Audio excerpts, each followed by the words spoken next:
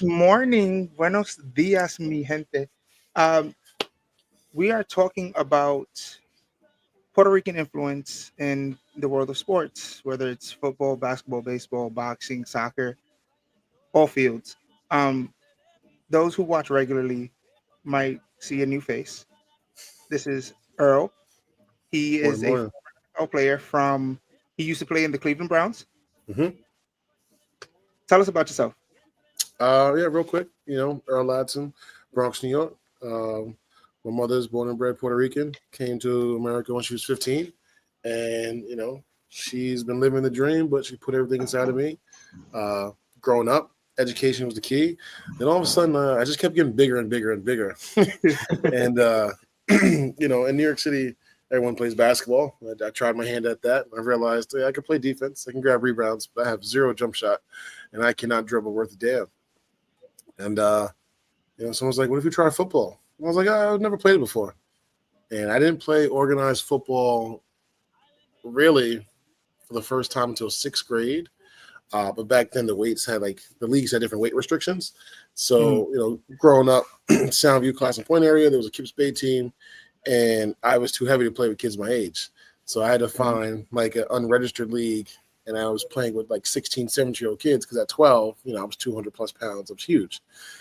And I mean, it was all right. But as a sixth grader, I was like, you know what? I'd rather go play my video games and, comics and all that and play some chess because I was big into those things. And I didn't pick football up again until my junior year of high school. At which okay. point, at that point, for me, it was just like, they're like, hey, you can get a scholarship doing this. And my mom was like, well, you have to go to college and I can't pay for it. So you better figure it out. And it was just another outlet for me to try to find a way to, pretty much do as my mother told me and go to college and pursue my education. And I ended up falling in love with the sport and got to play at the highest level. And, now I just give back, teaching, coaching, giving everything I got to the younger generation. I went to Cardinal Hayes High School in the Bronx, and I was blessed to be able to go back and teach and coach there as well. So that the next generation of kids has it going, and kind of just happy to see those seeds grow into their own little flowers. But just kind of just see the sport grow, in our community. Because I think right now, basketball is definitely king, but the football is coming to a real close second. Absolutely, absolutely. In your time, on the field, hmm what was your experience like? Being Puerto Rican, because I feel like there's not. Yeah, and we were just talking about this briefly. That there's not that much representation of the Latino community in the field. No, I mean, in high school, it was just me and the boys. So everyone felt comfortable. But the minute I got to college, I was like, I think I'm one of six Spanish kids on the entire team. The team's 100 deep. I had a couple kids like Simo. He was up from Massachusetts, like Lawrenceville, another big Hispanic community, and it really was just like two, three of us. And at that point, when they graduated, I felt like I was by myself. And I don't know about you guys, but I went to University of Delaware where I loved it. I would go back 10 times out of 10, but I was the only person there really. Like I knew what good rice and beans were. Like I wanted some penne, and I was like, "There's nowhere for me to get this." So the way I used to live for my mother and grandmother come down to video games, and they just give me a big old pot of rice and beans, a big old penne, and like I would just share it with all my teammates because I was like, "No, you're gonna experience what I'm talking about when I say I want some rice and beans." Not like, "Oh, let's go to the Mexican spot. They have rice and beans." I'm like, "No, no, no. This is a different Hmm. world here. Like it's not all the same." They're like, "What do you mean it's not all the same?" I was like, different places cook this rice and beans different ways. Like, granted, it's all the same meat and potatoes of it all, but like what's a gandule, what's a habichuela, what's a frijole. I was like, it's all different how we do this, and I really had to look within to tap into my culture, but also share my culture a ton because there really Hmm. wasn't anyone there I could do it with.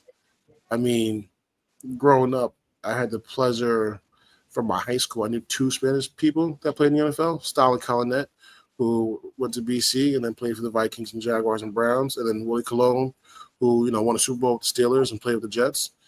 But other than that, other than like Tony Gonzalez, I couldn't name another Spanish football player for you. You know, so it definitely felt like a rarity to me. Whereas like now, the Chiefs winning, you see Pacheco running around with his flag, and like I get a sense of pride. I'm like, that's super dope. I'm super happy for him. But I feel like we're definitely still a minority. And there's different pockets of minorities, that, within that community.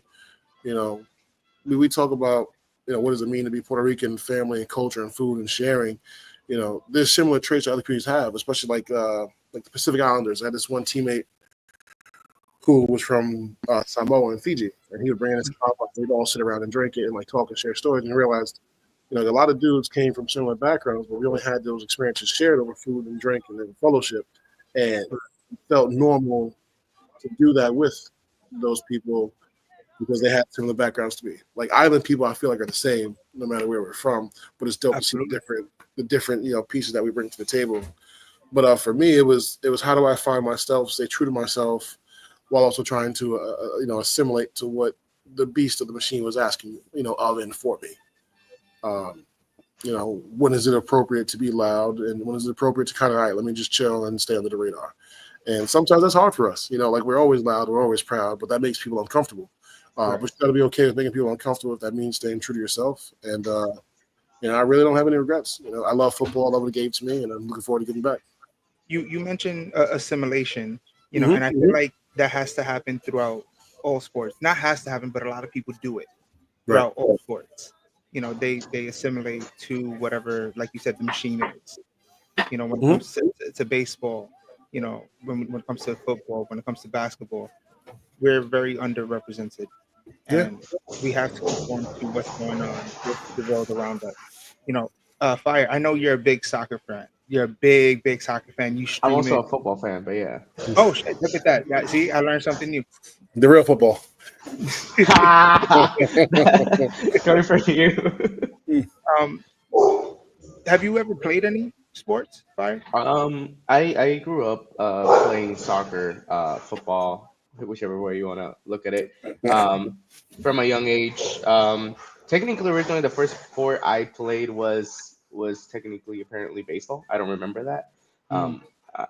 It was very young. I apparently got hit with a ball, and my parents decided to switch me up sports. So they gave me an even bigger ball to get hit with. Um, but yeah, no, I played soccer growing up until I went to college, basically, um, where I would play both in the school level and also in the club level, just for fun mostly. Um, and then once I was going to college, the coach was like, "Oh, do you want to play like D1 sports in college and all that, or do you want to like try to apply to college through sports?"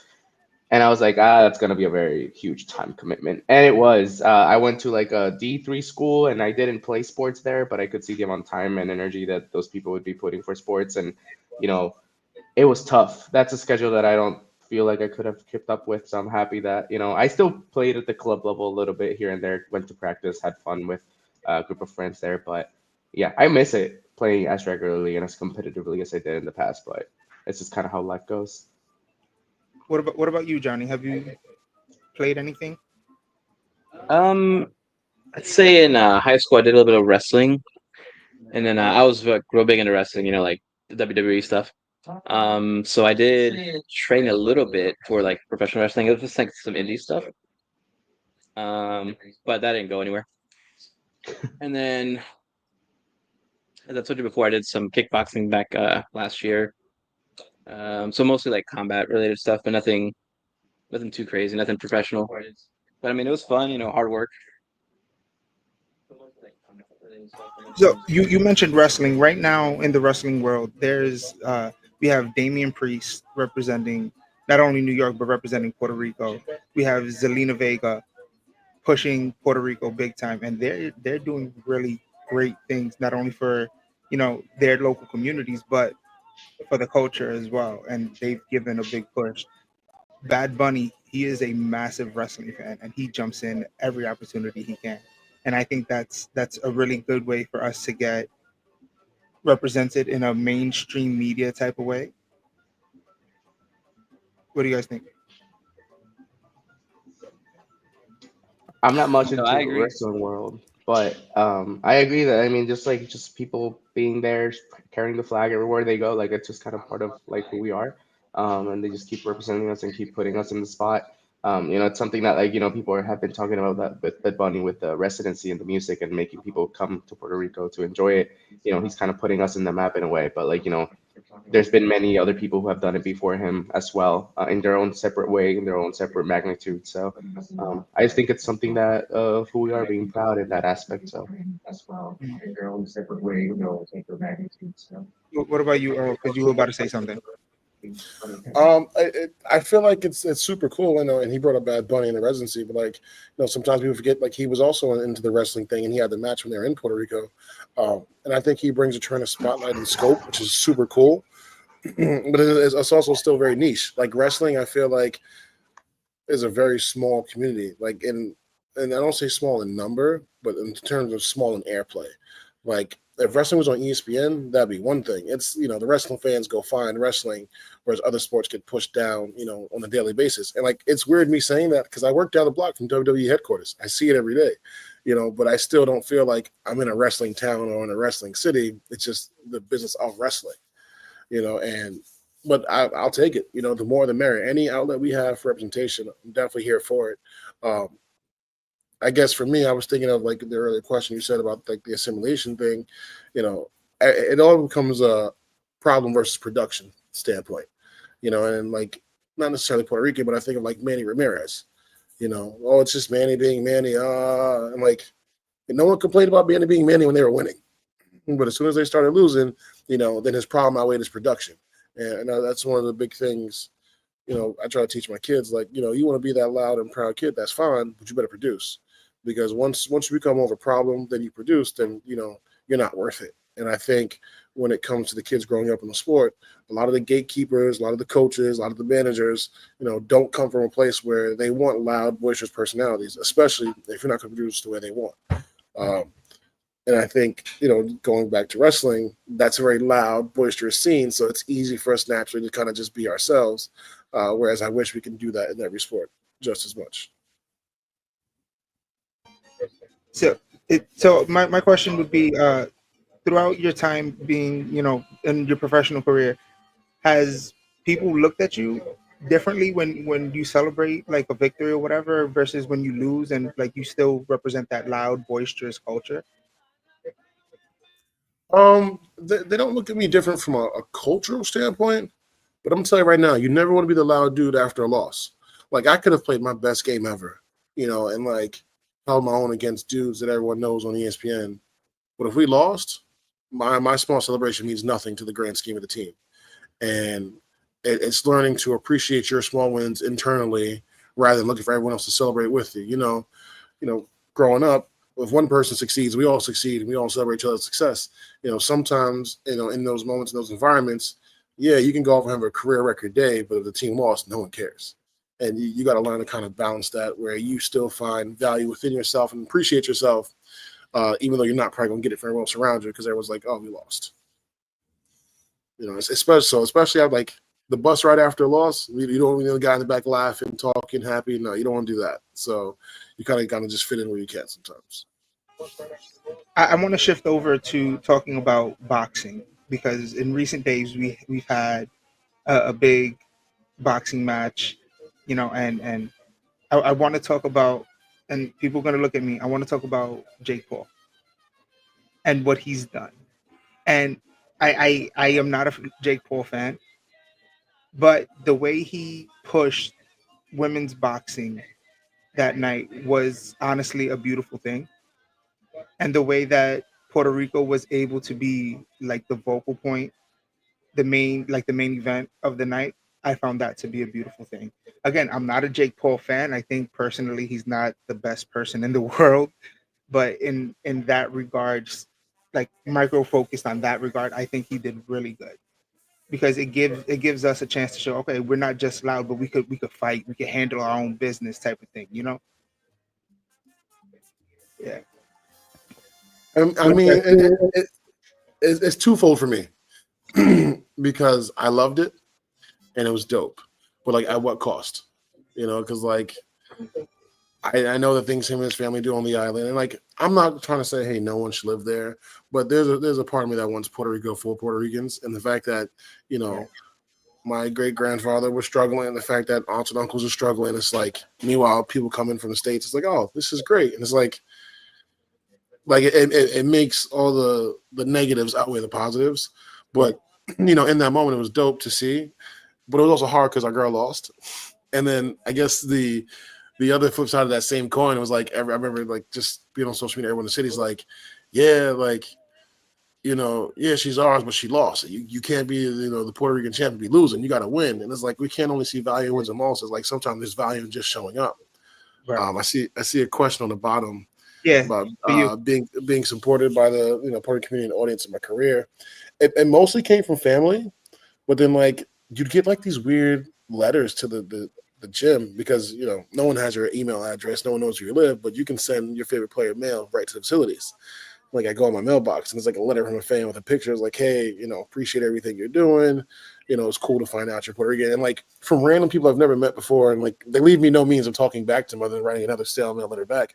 But it's definitely cool to see that. To be more intricate with that, when I was out of the NFL, there was like a little bit of time where I played arena football, actually down in Orlando. And one of my good friends like calls me and she's like, are you in Orlando right now? I was like, yeah, what do you mean? She's like, well, I'm at my mom's house and all of us watching the TV and you're on it. And like, we're going crazy because we know you. And like, this is a big Puerto Rican for the Bronx family. And like, I was able to reconnect with them and rekindle those relationships. And like, I found another place I can go and like, again, tap in with the culture, get the food, get the dance and get the music. So, I feel like as a Puerto Rican, whenever we see each other, we always find a way to tap in to make that person feel good. So between most of my family, but even friends and random strangers, anyone that knew who I was or saw me and saw anything, just a little bit of reaching out made me feel special. And I appreciate that. That's what's up. That's what's up. Shout out to Crazia.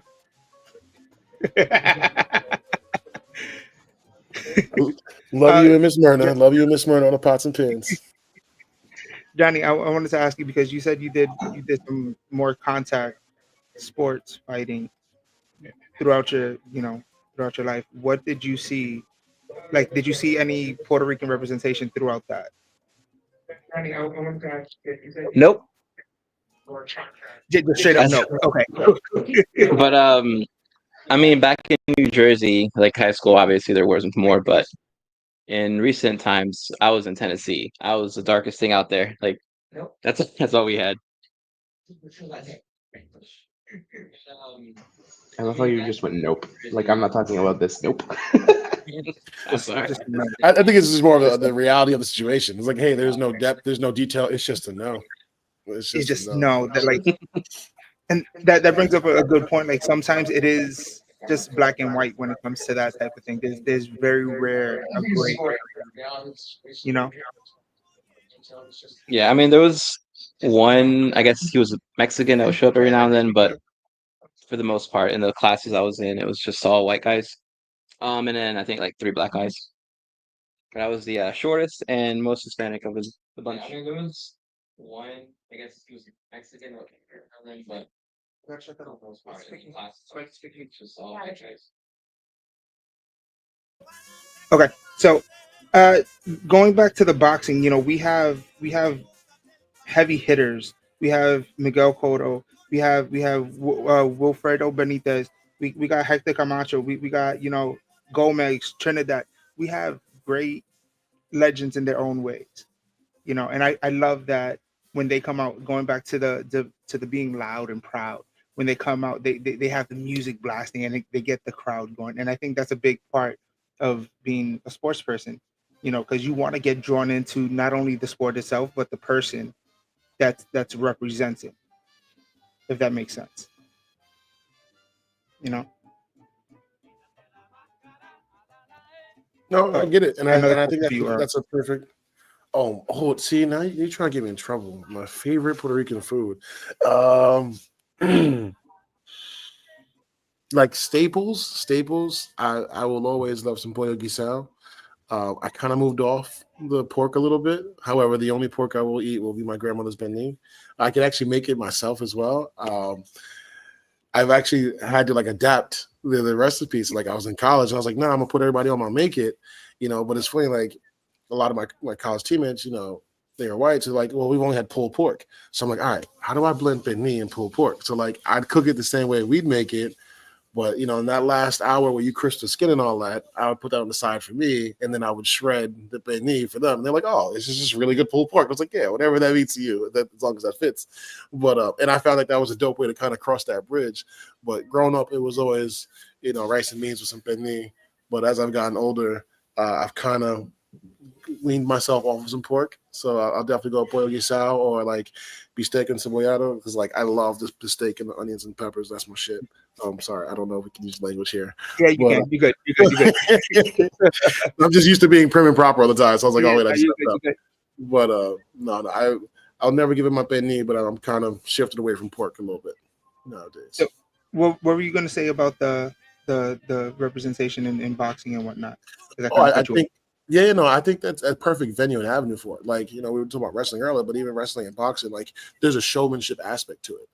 Like when you talk about a simulation earlier, like in football, like you don't see linemen celebrating really, and if they celebrate too much, it's a flag. Like it's not appreciated or accepted in those arenas to be loud and celebrate. Whereas, you walking down the ring in UFC, boxing, wrestling, like it's all about you. It's all about the show. You want to draw everyone in. And I think that's where we shine easily naturalists because we want to do that. That's just who we are. Whereas I think in like other professional sports, they don't want you to be too loud because then it's a penalty or, Right. it's a foul or something like that. And I think it's weird how in some sports we police character, in other sports we don't. Because you want your athletes to be the best, but then you say, "Hey, but you have to fit in this box." So I think it's really dope how boxing and wrestling and certain sports allow that showmanship for people to be themselves. Because you're your best version of yourself when you're being yourself, not when you're trying to be what someone else wants you to be. Mhm. So I think that's a perfect arena for that. I love that. I'm going to shift over to baseball talk now because we can't talk sports without one of the most iconic players throughout, and not mention Clemente. You can't. What he did for us in that field is it goes without saying. You know, what do you No, guys? no, Mhm. I agree. He was probably the only other professional Puerto Rican athlete I've known since I was a child. Like there was Clemente, and then you had the rise of some of the boxers, and it was like, oh, high school, you find out, Melo's Puerto Rican too, and I was like, all right, we're doing something here, But Clemente is always kind of in the standard bearer. I've had a privilege, again, going to Cardinal Hayes, working at Cardinal Hayes.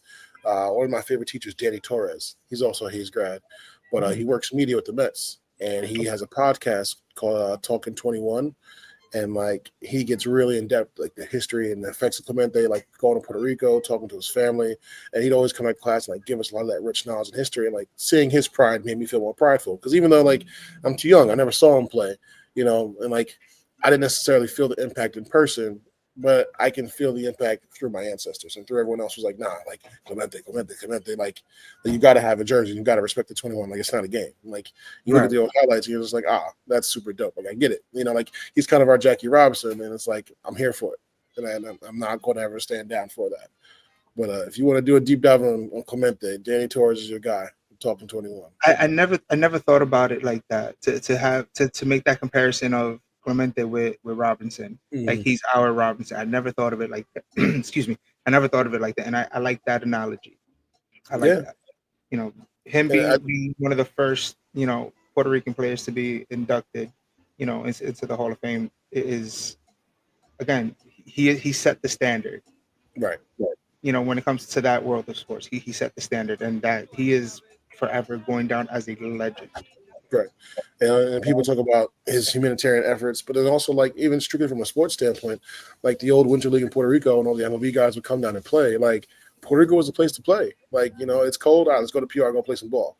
And like maybe get that going again, make that popular because you get like the Mel Gibsons, like everyone that coming up at the times that became Hall of Famers, they were getting better in the offseason in Puerto Rico.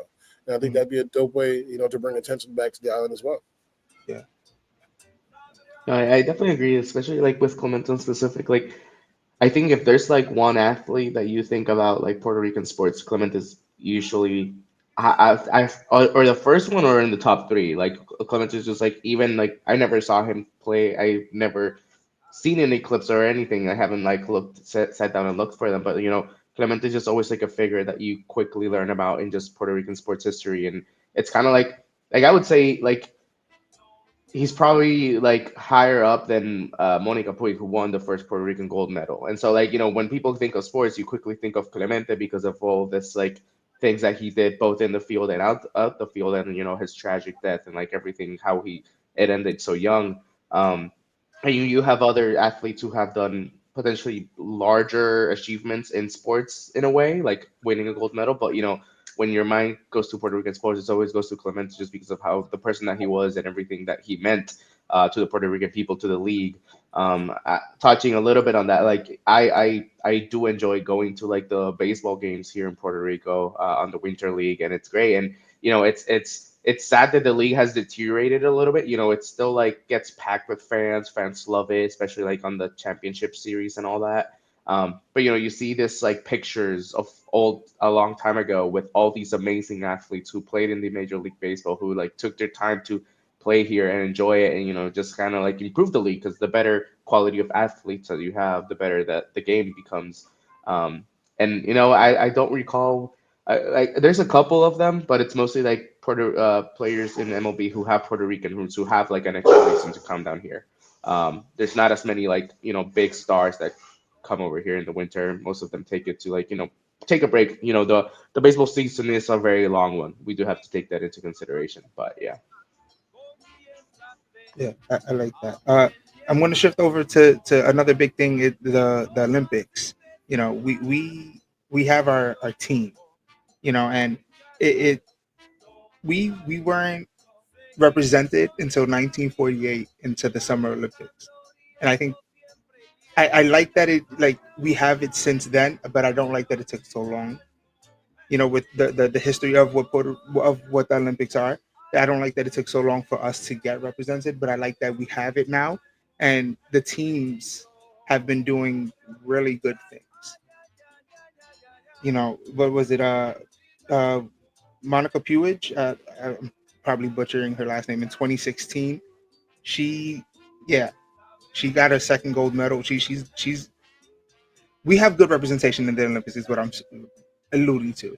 And I like that we have our teams, and this is going to get into a little political, because if we become a state, that goes away. It's twofold. Like, hear me out. Last Olympics, Camacho won her gold medal, and yeah, she Mhm. ran for Team USA, but she's one of us, and I was celebrating with her. And yeah, she got her flag, but she had both flags. It's like, Right. and it's one of those weird things where like, and this is where maybe I get in trouble. I understand we want to be ourselves, we want to do our own thing, but right now we have to go through the lens of America, and that it is what it is. And you can be Puerto Rican and be American, like as much. Like I want either statehood or independence. I just want definition. Right now, we're just in a weird limbo, and I think we got to get out of that limbo before we can get to anything else. But yeah, so say we get assimilated into America. I mean, besides this last Olympics, when Kevin Durant took the record, Carmelo Anthony was the leading scorer in U.S. men's Olympic history for basketball. No one was like, "Oh, he's not Puerto Rican," So at the end of the day, like I get it. We want to have our own to celebrate, and we still can. Like we know our wins, and Right. I don't see a world where we're not proud and loud about that, whether it's as a state or independent. Right. That's just my take on it. I feel like that's a very interesting way to look at it, and it's something to discuss, right? I mean, technically, the first gold medal that Puerto Rico won as a country was with Monica Puig with her tennis medal. Then Jasmine Camacho Quinn won a gold medal, but I think it was under the Puerto Rican team. So that's why like Puerto Rico has two gold medals historically. Hmm. Some would argue that the first medal that Puerto Rico won was with Gigi Fernandez, also on tennis, a long time ago when she was representing the U.S. She, I think, did represent Puerto Rico in one Olympic Games, didn't win anything, and so like she did win a gold medal with the United States in doubles. And so I think in a way like her decision to play under the United States was mostly because of having that partner. But when Monica Puig like won the gold medal, like we celebrated it here like in the island overall. Like I remember it like in the quarterfinals, semifinals, we would be in class in school, and teachers would take like maybe 15 minutes of the class time to just put the game on the screen so that we all could watch it. And I remember, and it's a memory that I'm never gonna forget. We were watching the final in my grandparents' house, and like we just couldn't move. No one was talking. It was just like glued to the TV because like it was like we're winning finally like our first medal, because like even though Gigi Fernandez had won it, she didn't win it under a Puerto Rican flag. The Puerto Rican anthem was not like it wasn't the song that was played at the end. and so people still didn't have that feeling. And also for me, I mean, I just was not alive for when Gigi Fernandez, so like this felt historic, important for me regardless.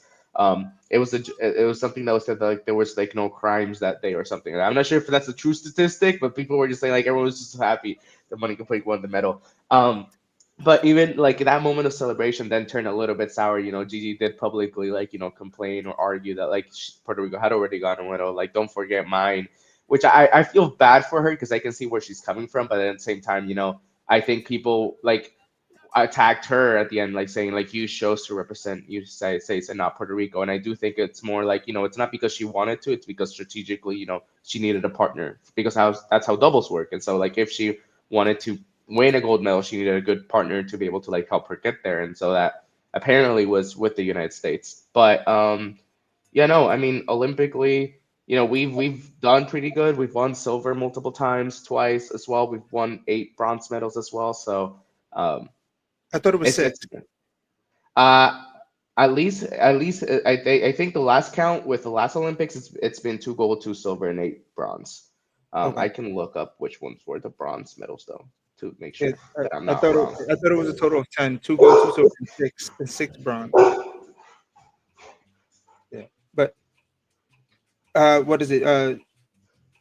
I think you bring up a very valid point about that, especially you, Earl. The way that you said that you made that statement. You want definition. That again, that's a very unique way of looking at things, because no matter which way we go, whether we're independent or whether we fold into America completely, we don't want to lose our definition as Puerto Ricans, no matter where we are. And I like that. I like that thought process, and that like that just resonates with me, and I love that. I appreciate that thought.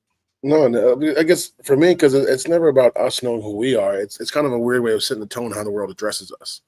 Because we're going to always be us, but like the world doesn't know how to address us sometimes. You're like, Mm, and then whether you want to go deep dive from like a Jones Act standpoint on how legislative wise, we're stuck in that limbo.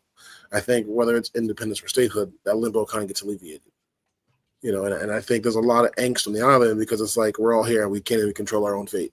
Like no one wants to live in a space where they don't know where they're going to go and they can't control their future. Like that's just human nature. right. So, if we're going to be a part of the American, dream as we are now, then like let us get access to all of it. Don't pick and choose when we can be American. Mm, okay. Oh, we just got confirmation. It is 8 bronze. I was wrong, and Yeah. 6 of those were for boxing, though. Okay, that's where. That's where. All right, I was wrong. You were right. I apologize. But Ha. No, you're good. I just, John, I just was looking. I did a little bit of research, refresh my memory and all that. I was like, wait a minute, I thought I had this number right. no, So I was I looking was at it. wrong. Sorry, You're sorry good. about that. Johnny, you've been a little silent over there behind me. What are your thoughts on the representation in the Olympics and how our teams have been doing in the various sports? I think it's getting there, kind of like Earl mentioned with definition, like not just in sports but in media as well. Like you've got actors being more open about their their background. Like what's his name? I forget who it was, but the actor, like there's more Puerto Rican actors in media. Had that one guy in Daredevil. Um, Even so far as like Miles Morales. I know he's like half black, but he's also they're really going into that whole Puerto Rican identity, especially But like the like, New Rican identity. and, Um, and and I think that's dope because like I feel like, and I'm sorry to cut you off, but like, there you go. especially when teaching in those communities, like, oh, it's like we're all different. It's like there are a lot of similarities, and we're all in the same space. Like we're more similar than we are different. We can celebrate all of it at the same time. And I think, just to have the space for that nuance become mainstream is kind of cool. Mm-hmm. Kind of like you said with the food, like it's the same ingredients, just a different flavor, different method of it. But no, I think it's a beautiful thing. It's gonna like again, like how you said, like it's not how we see the other world, but it's like how the world sees us. Like we're not just, we're not Mexicans, we're not South American, we're not just Caribbean, we're a blend. I saw in the comments that there's going to be a clash of PR versus DR in November at City Field, and I think that's really fucking dope because baseball is big, and especially in those communities, baseball is huge. You know, and there comes a stigma with being Puerto Rican, Dominican. Like we're naturally good at baseball. Like that's it. It's in our blood. That's it. You were born in the field. You were born at home base type of shit.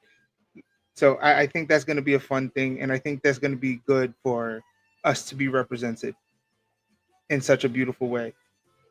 One thing that I don't see a lot of representation in is basketball, and I know that in Puerto Rico there's the BSN fire. You may know this a little because again you were born in the island, so you know more than I would. Yeah, BSN. I don't know what that stands for. It stands for Baloncesto Superior Nacional, which basically translates to Superior National Basketball. That's just the Okay. name of the league, I guess. Okay. I've honestly I've never heard of them until I started doing a little bit of research for this episode specifically. Um, but yeah, they have 12 teams. What can you talk about that, please? Yeah. So quickly, the BSN is a basketball league in Puerto Rico. It was very popular in the past. There was a couple years where it was a little bit rough, and fans stopped going, and the league was like, people were wondering if it was going to die down, and then the last 3 4 years they had a resurgence that's been crazy, and the stadiums get packed for all the games, and especially the championships. And technically the way that they have it split up currently is that they have 6 teams on the metropolitan area, which is kind of like the more near San Juan area. um, and then you have the island conference, which is like teams that are on the more west side of the island. And yeah, no, I mean, when I think last year they added the 12th team with Caguas, which is my team, and I just quickly hopped on that and went on over there. They won the championship last year. They already sadly got eliminated on the quarterfinals this year. The final games actually is going to start tonight, if I'm not mistaken, where the Vaqueros de Bayamon, which are like the Cowboys of Bayamon, technically speaking, Okay. face up against the Lions of Ponce. Um, so that's gonna be a fun, interesting matchup. And there's I think similarly, it's it's like in a way like you have Europe soccer, you have big athletes there who like sometimes go to the MLS to like play, like not retiring yet, but still play like a quality of soccer that they're more protected, less physical impact and things like that. And I feel like it's kind of similar with the basketball league. There's some athletes that were playing in the NBA who were at the top level and now are here still making a little bit of money, still getting to enjoy some time on the field, and yeah. Mm. But I don't see like I can't honestly name a Puerto Rican basketball player off the top of my head.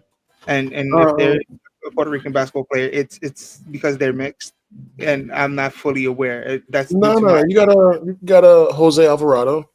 okay, He's a city kid, went to Christ the King. He's currently with the Pelicans. He actually okay, played for Team PR in the last Olympics. Other than that, though, I don't know. You know, off the top of Well, my head, he's I just know him because he's another city kid and he's doing well. And like you cool. watch his play style. He's loud, he's boisterous, he doesn't stop, and he plays tough. And like he kind of embodies that same spirit. Um, like historically speaking, I mean, yeah, there's Melo. I mean, you can go back as far as Butch Lee, who I Yeah. played and coached with his nephew. Wow. But there's a again, like you said, you don't know because we're mixed. Again, we can like, what Mhm. does a Puerto Rican look like? We go across the entire spectrum. So Right. unless we're pulling out the flag and showing you like, no, we are who we are, you won't know off the rip. And I Right. think that's something that we have to, I think, find a way to get better at. But I don't know necessarily how. If that makes any Yeah. sense. I'd say Carmelo Right. Anthony's definitely a big one. He was trying to support a soccer team in Puerto Rico for a moment in time, Puerto Rico's Soccer Foundation. I don't recall the name. It sadly died with Hurricane Maria, kind of very timely, weird moment. Um, Other big ones are Jose Juan Barea, who was playing with the Dallas Mavericks, who is now currently a coach. He was a coach here in the basketball league in Puerto Rico. Then he got fired randomly, very weird. Like people were confused as to why they did it, and he found an even better job at the NBA. So people were saying like you're dumb to the team that fired him. And then another one, I think, when you think basketball, Puerto Rican basketball, the first image that shows in my head is Carlos Arroyo's, historic image when, which I can pull it up later, when Puerto Rico beat the U.S. national team on basketball. There's this image of Carlos Arroyo just waving his like shirt, which said Puerto Rico across his thing. So that's kind of like the first image in terms of Puerto Rican basketball that people might think about. Again, this is due to my own ignorance because off the top of my head, I don't know. And basketball's not really more my sport. I like baseball and football. That's more my wheelhouse when it comes to that, and wrestling, of course. But yeah, this is, and it goes to what Earl just said, is like, if it's not shown, it's not known. So there's a lot of personal ignorance when we don't know who's who, what's what type of thing. And like Earl said, we got to learn how to show without, I guess, being looked at weirdly.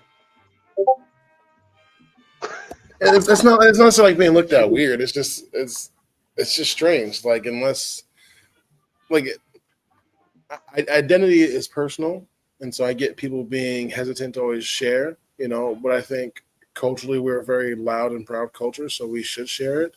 It's just it's on the flip side, it's a really bad feeling when you want to be that person that's not appreciated, and they're like, oh wait.